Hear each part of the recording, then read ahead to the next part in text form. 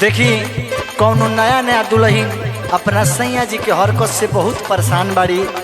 अपना सैया जी के समझावत तारी लेकिन सैया जी नहीं खे मानत। वो दुल्हनिया अपना सैया जी से कह दिया कैसे सुनी सके। नया नोहर बानी राजा हो नया भी कनिया,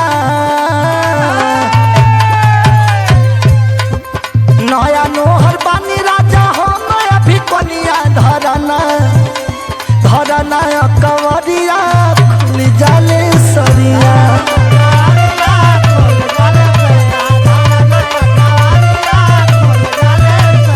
नया नोहर बानी राजा हो नया भी कनिया, नया नोहर बानी राजा हो नया भी कनिया।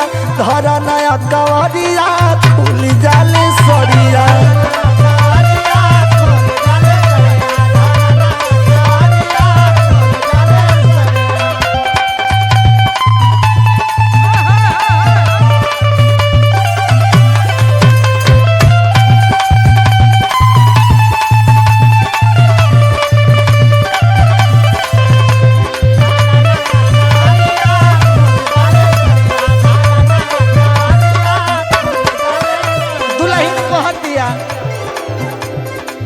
बानी अभी लइका राजा मानत तनी बात के।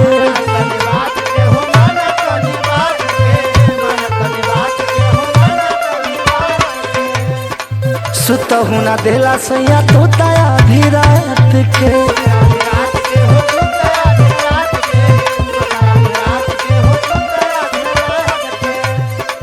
बानी अभी लइका राजा मानत तनी बात के।